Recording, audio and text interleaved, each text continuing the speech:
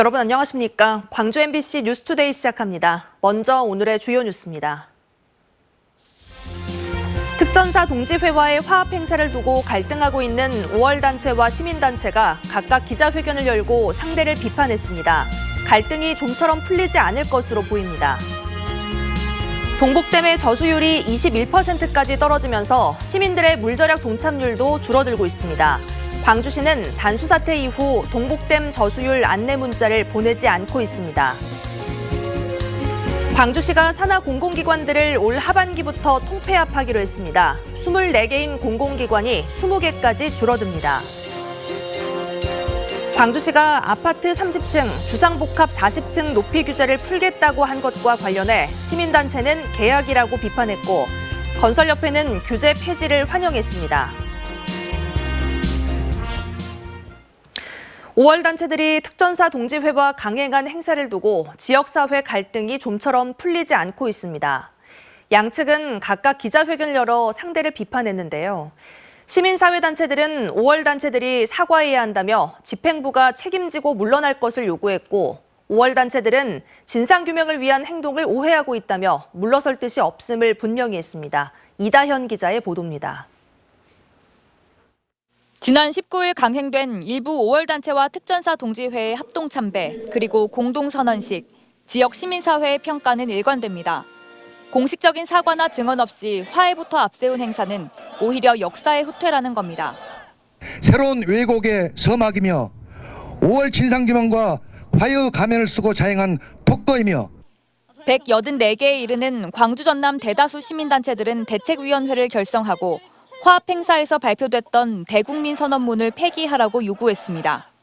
두 단체의 대표를 중심으로 해서 임원진들이 좀 사퇴를 해달라는 요구를 먼저 하고, 사퇴하지 않을 시 이 공동체에서 물러나달라. 광주 전남 대학 출신들로 이루어진 민주동우회에서도 목소리를 높였습니다. 특히 특전사 동지회 총재가 5.18 당시 계엄군의 활동을 질서 유지로 표현한 발언을 날세워 비판했습니다. 대국민 공동선언 즉각 폐기하라. 폐기하라. 폐기하라. 폐기하라.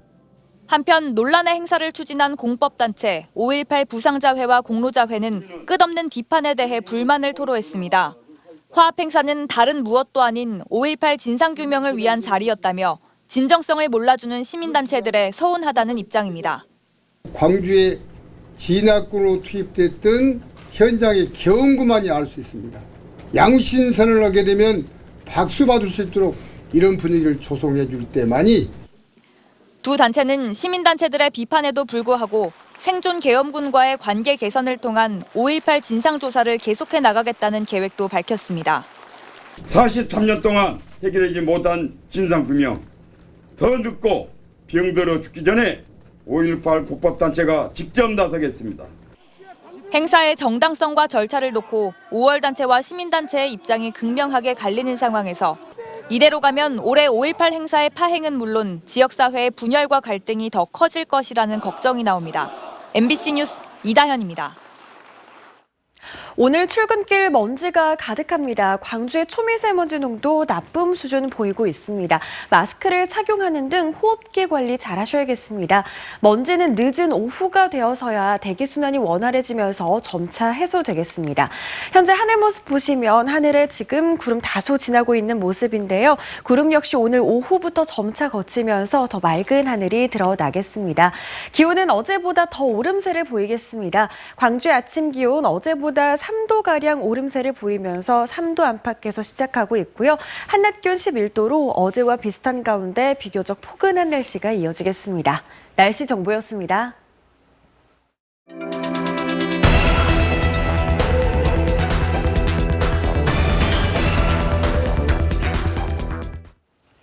최근 광주 시민들은 유독 수돗물 관련해서 고통을 겪고 있는데요. 선제적 대응으로 물 낭비를 줄이고 수돗물 공급도 안정적으로 하고 있는 자치단체들이 있습니다. 물 부족 시대 새는 수돗물 대책을 고민한 기획보도 마지막 순서 우종훈 기자가 취재했습니다. 땅이 넓고 대부분 산지인 원도 지역은 특히 새는 물에 대한 고민이 많은 지역입니다. 그중에서도 이곳 홍천구는 국비 지원이 끝난 이후에도 자체 투자를 늘려 새는 물을 잡고 있습니다. 지난 2016년까지만 해도 홍천은 생산된 물의 3분의 1이 샜던 곳입니다. 지난해 끝난 국비지원 사업으로 유수율은 87%까지 올랐습니다. 문제는 그 이후였습니다. 지자체의 지속적인 투자가 없으면 새는 물은 다시 늘어날 수밖에 없기 때문이었습니다.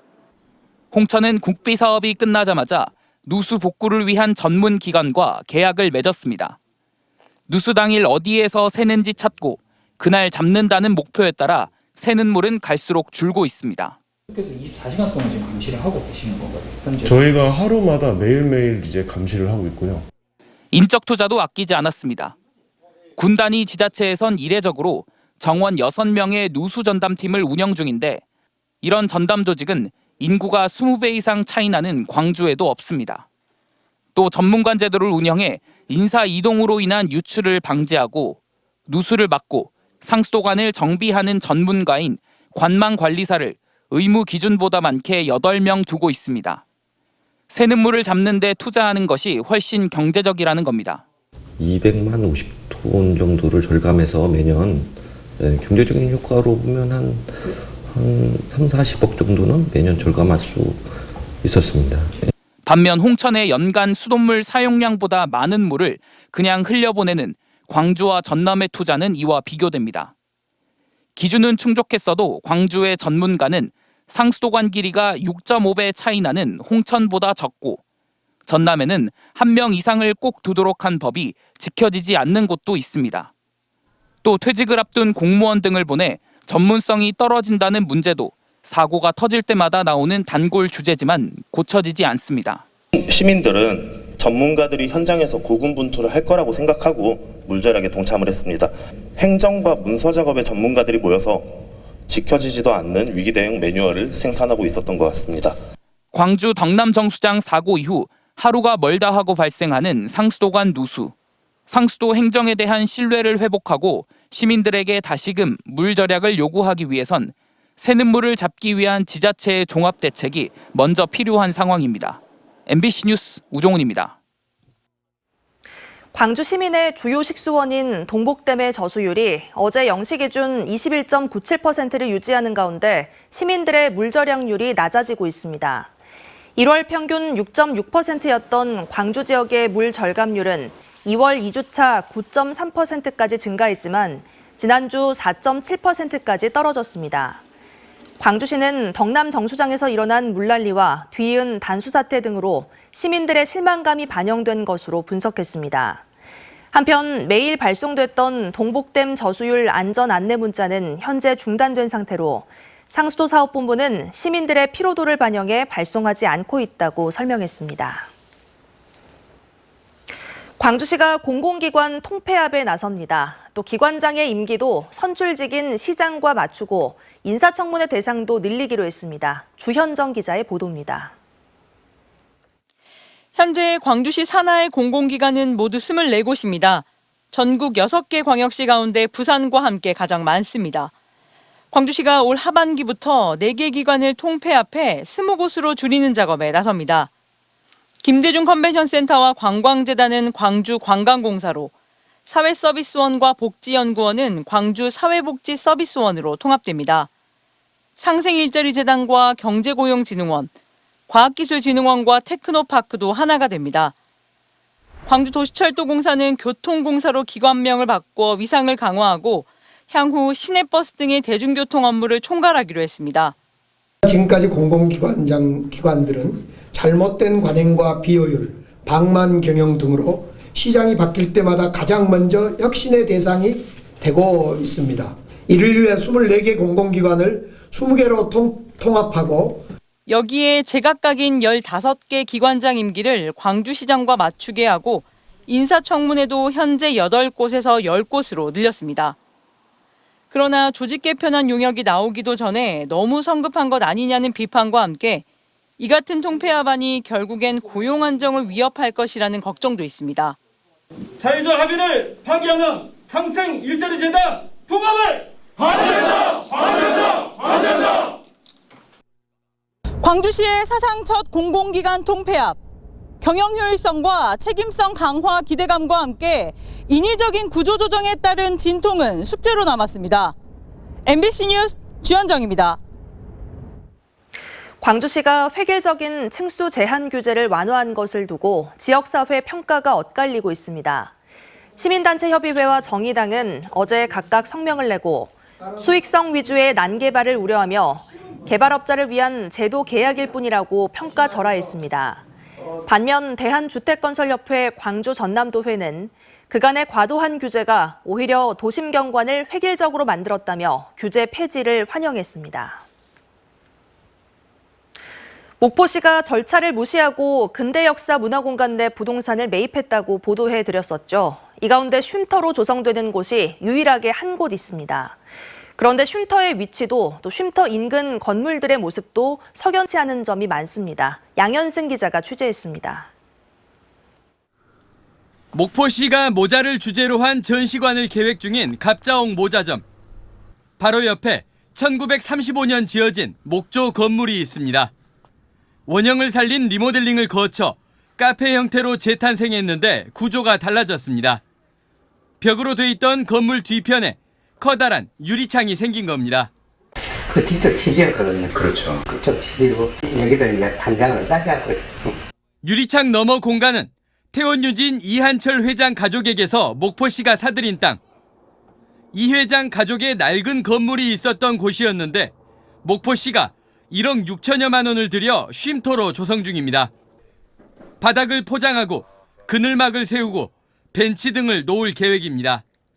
관광객 쉼터 공사가 채 끝나기도 전에 카페가 예정되어 있는 이 사유시설 건물은 쉼터를 향한 문과 큰 유리창이 설치되어 있습니다. 쉼터 자리에 폐 건물을 철거하기 시작한 건 작년 8월. 카페 리모델링은 앞서 이루어져 건물 철거 시점인 작년 8월에는 완공이 됐습니다. 건물 철거와 쉼터 조성 계획이 사전에 노출되지 않았다고 가정하면 유리창도 출입문도 설치할 이유를 찾기가 쉽지 않습니다. 통창이 해놓으니까 그런 부분도 말이 나왔어요. 누가 생각하니까 그런 부분이 좀 주위에서도 이건 이직 교환인 건 아니냐. 더욱이 카페 건물뿐 아니라 인근 다른 리모델링된 건물들 역시 쉼터를 향해 유리창을 냈습니다. 공유시설을 사유지의 용도로 같이 쓰려고 하는 거를 이렇게 목포시에서 조금 제공하지 않았나 그런 의심이 좀 들고 있습니다. 사유시설과 구분짓겠다며 쉼터 주변에 목포시는 성인 허리 높이의 나무를 담벼락처럼 줄지어 심겠다는 계획을 세우고도 한사코 카페 출입문과 유리창 주변은 제외했습니다. 저도 그걸 최근에 이제 거기 보면서 느낀 것은 이 집만 좋아져 버렸네 아니 그 생각을 했거든요. 저도 그 생각을 했어요. 이 집만 좋아져 버렸네. 근대 역사 공간에서 목포시가 유일하게 조성한 쉼터.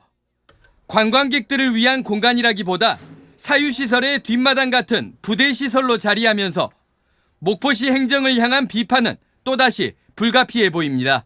MBC 뉴스 양현승입니다. 한국전력의 기준 없는 농사용 전기 단속을 고발한 광주 MBC 기자들이 잇따라 기자상을 수상했습니다. 한국기자협회는 약관을 무시한 단속을 고발하는 데 그치지 않고 농민에게는 엄격하면서 대기업에는 관대한 내용을 보도한 점을 높이 평가한다며 우종훈, 임지은, 김상배 기자에게 제389회 이달의 기자상을 수여했습니다. 방송기자연합회도 한전의 허술하고 일관성 없는 위약금 정책을 지적하고 농가를 무단 침입하는 부조리한 행태를 폭로했다며 172회 이달의 방송기자상에 선정했습니다. 광주 지역 배달기사들이 배달 플랫폼 요기요의 업무 정책을 비판하며 사측에 노동자 생존 대책을 마련하라고 촉구했습니다. 라이더 유니온 광주 전남 본부는 어제 기자회견을 열고 요기요 이용자 수가 점점 줄고 있는 상황에서 배달 노동자 추가 모집이 무분별하게 이루어져 생존권을 위협받고 있다고 호소했습니다. 그러면서 입직 제한과 보상 체계 개선 등을 통해 배달 노동자들의 안정적인 소득을 보장하라고 촉구했습니다. 어제 오전 10시 반쯤 전라남도 보성군 회천면의 한 목조 창고가 무너져 80대 이 씨가 부상을 입는 사고가 발생했습니다. 창고 옆 주택에 거주하는 이 씨는 창고 주변에 있다가 나무 잔해에 깔려 얼굴과 무릎 등에 찰과상을 입었습니다. 신고를 받고 출동한 소방은 이 씨를 구조하고 병원으로 이송했습니다.